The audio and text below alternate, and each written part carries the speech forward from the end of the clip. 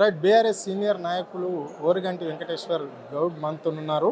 ఆయన అడిగి తెలుసుకునే ప్రయత్నం చేద్దాం. సార్ నమస్తే. నమస్తే అరుణ్. సార్ చెప్పండి సార్. రాష్ట్ర ముఖ్యమంత్రి మూసి మీద ఇష్టానుసారంగా మాట్లాడుతున్నాడు. బీఆర్ఎస్ నాయకులు కళ్ళల్లో కడుపుల నిండా విషమే ఉంది, మూసి పక్షాలన చేయకుండా అడుగడుగును అడ్డుపడే ప్రయత్నమే చేస్తున్నారు అని చెప్పేసి ఇక్కడ నిండు అసెంబ్లీలో రాష్ట్ర ముఖ్యమంత్రి చేసిన శబ్దాలను మీరు ఎట్లా చూస్తారు? దాని మీద మీ స్పందన ఏంటి? నిన్న శాసనసభలో ముఖ్యమంత్రి మాట్లాడినటువంటి భాష ఒక్కసారి మనం చూసినట్లయితే ఈ రాష్ట్రంలో ఉన్నటువంటి సభ్య సమాజము అసహించుకునే విధంగా ఉన్నది. ఒక రాష్ట్ర ముఖ్యమంత్రి యొక్క అందులో ఒక శాసనసభలో అంటే 4.5 కోట్ల మంది ప్రజలు ప్రజాప్రతినిధులుగా ఎన్నుకున్నటువంటి శాసనసభ్యులు అసెంబ్లీలో మాట్లాడి పంపిస్తే వాళ్ళ భాష మనం అందులో ముఖ్యమంత్రి యొక్క భాష చూస్తే ఈరోజు అస్సలు అందరూ కూడా అసహించుకుంటారు. ఎందుకంటే ఈ యొక్క బీఆర్ఎస్కి చెందినటువంటి యొక్క మా నాయకులు హరీష్ రావు గారు కానీ కేటీఆర్ కానీ ఇతర నాయకులందరూ కూడా ఏమన్నారు, మాకు మాట్లాడే అవకాశం ఇవ్వండి, మీరు అధికార పక్షంగా మీరు మాట్లాడితే దానికి సమాధానం చెప్పేటువంటి యొక్క బాధ్యత ప్రతిపక్షం మీద ఉంటుంది. కాబట్టి వీళ్ళ వాయిస్ కూడా వినిపించాలి. అంటే ఎందుకంటే దాదాపుగా 36 మంది ఎమ్మెల్యేలు ఉన్నటువంటి బీఆర్ఎస్ పార్టీ ప్రధాన ప్రతిపక్షము, వాళ్ళ యొక్క వారిని వినిపించేటువంటి అవకాశం కూడా ఈ ప్రజాస్వామ్య వ్యవస్థలో ఇచ్చేటువంటి యొక్క బాధ్యత ఎవరి మీద ఉంటుంది అంటే స్పీకర్ మీద ఉంటుంది. అయితే స్పీకర్ నిన్న మాట్లాడినటువంటి వ్యక్తి చూస్తే అసలుకు స్పీకరు కాంగ్రెస్ పార్టీకి సంబంధించినటువంటి వ్యక్తి అని అనిపిస్తుంది. ఎందుకంటే స్పీకర్ అనేవాడు అంతకుముందు ఏ పార్టీలో ఉన్నప్పుడు కూడా స్పీకర్ పదవి అధిష్ఠించిన తర్వాత రాజకీయాలకు అతీతంగా వ్యవహరించాలి. ప్రతి ఒక్క సభ్యుని కూడా తమ యొక్క అభిప్రాయం వెలిపించే విధంగా ఎంతో కొంత సమయం ఇవ్వాలి. మా ప్రతిపక్షానికి చెందినటువంటి యొక్క deputy floor leader Harish Rao గారు మాట్లాడుతుంటే ఈ స్పీకర్ గారు మీరు ముఖ్యమంత్రి మీద విమర్శ చేయొద్దు అని అంటారు. అరే మీరెవరండి ఒకళ్ళు తప్పుచ్చుకొని ముఖ్యమంత్రి విషయం మాట్లాడడం అండి? స్పీకర్ అనేవాళ్ళు నిష్పక్షపాతంగా ఉండాలి తప్పితే ముఖ్యమంత్రి మీద విమర్శ చేయొద్దు, విమర్శ చేస్తే మీకు మైక్ అని మైక్ కట్ చేశాడు. అంటే నిజంగా స్పీకర్ ఈ యొక్క ప్రజాస్వామ్య వ్యవస్థలో ఉన్నదో రాజరిక వ్యవస్థలో ఉన్నదో ఒక్కసారి ఆలోచించుకోవాలి. ఎందుకంటే ఈరోజు ప్రధాన ప్రతిపక్షానికి చెందినటువంటి యొక్క deputy floor leader Harish Rao గారు ఈ యొక్క పాలమూరు రంగారెడ్డికి సంబంధించినటువంటి విషయాలు వాళ్ళు అధికారం పక్షం చేసేటువంటి యొక్క ఆరోపణలకు చెప్పేటువంటి బాధ్యత ఇతని మీద ఉన్నది. ఆ విధంగా వాళ్ళ యొక్క గొంతును నొక్కి ఈరోజు ప్రజాస్వామ్యాన్ని అపహాస్యం చేసినటువంటి యొక్క స్పీకరు నిజంగా చెప్తే మీ పద్ధతి మార్చుకోవాలి. కాబట్టి మాట్లాడనీయకున్నప్పుడు కనీసం మాకు పీపీటీ, మీరు అధికార పక్ష వాళ్ళు మీరు పీపీటీ పెడితే శాసనసభలో మాకు కూడా అవకాశం ఏమని అడిగారు.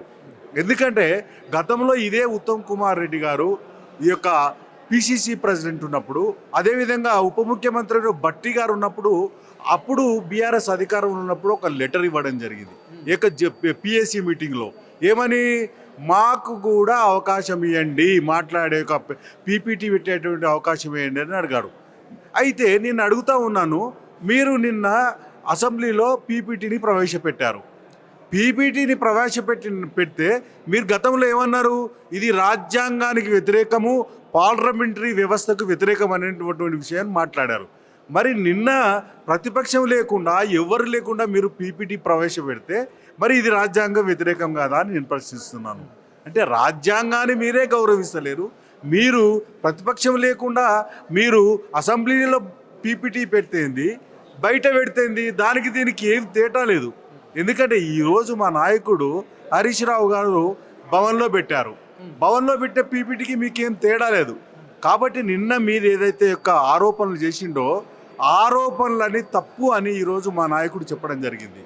ఎందుకంటే జూరాల తీసుకుంటే జూరాలలో ఏం చేశారు, మా నాయకుడు జూరాల నుంచి ఈ యొక్క మన కృష్ణకు తరలించారు, కాళేశ్వరానికి మన కాళేశ్వరం అంటున్నాం, మన కృష్ణా డెల్టాకు తరలించారు. అంటే కృష్ణాలో ఎందుకు పెట్టాలో జూరాల పెడుతున్నారు.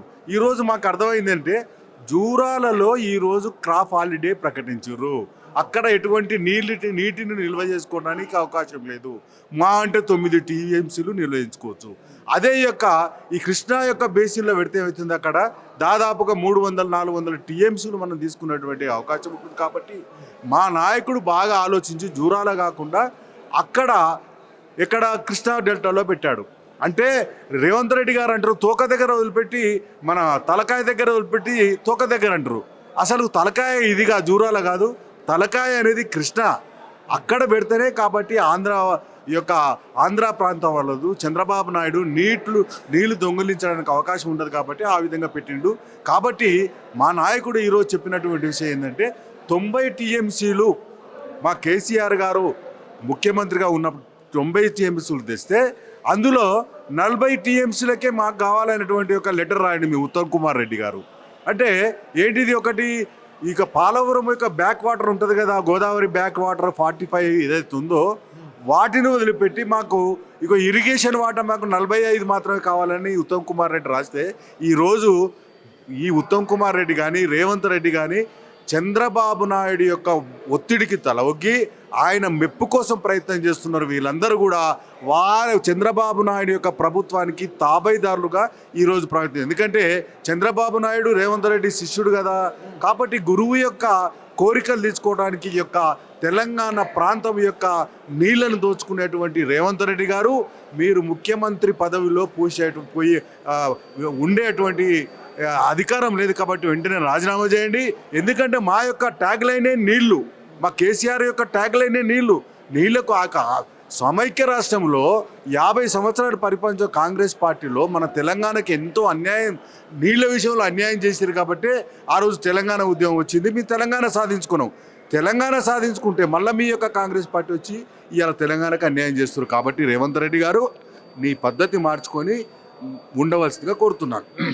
50 ఏళ్ళు కూడా కాంగ్రెస్ పార్టీ ఇక్కడ అధికారం చెలాయించి ఇక్కడ నీళ్ళ విషయంలో నిధుల విషయంలో అన్యాయం చేసింది. ఇప్పుడు ఈ 2 ఏళ్ల పాలనలో కూడా వాళ్ళ గురువైన చంద్రబాబు నాయుడు పక్క రాష్ట్ర ముఖ్యమంత్రి ఏపీ ముఖ్యమంత్రికి ఒత్తాసు పలకడానికి ఇక్కడ కృష్ణా గోదావరి నీళ్లను తరలిస్తున్నాడు, ఇక్కడ తెలంగాణను ఎండబెడుతున్నాడు అని చెప్పేసి కూడా ఆయన కరాఖండిగా చెప్పడం అనేది జరిగింది. ఇంకో విషయానికి వస్తే అసెంబ్లీలో బీఆర్ఎస్ నాయకులను ఎవరిని కూడా మాట్లాడలేకుండా అడుగడుగున స్పీకరే అడ్డుపడుతున్నాడు అని చెప్పేసి కూడా ఆయన చెప్పడం అనేది జరిగింది. ఏకపక్షంగా కాంగ్రెస్ పక్షంగానే మాత్రమే ఇక్కడ స్పీకర్ మాటలు ఉన్నట్లు వినిపిస్తున్నాయి. మా హరీష్ రావు లేవగానే ముఖ్యమంత్రిని విమర్శిస్తే మాత్రం మైక్ కట్ చేస్తానడం ఎంతవరకు కరెక్టు అని చెప్పేసి కూడా ఆయన ప్రశ్నించడం అనేది అయితే జరిగింది. కెమెరా పర్సన్ ప్రవీణ్తో అరుణ్, ఆద్య టీవీ.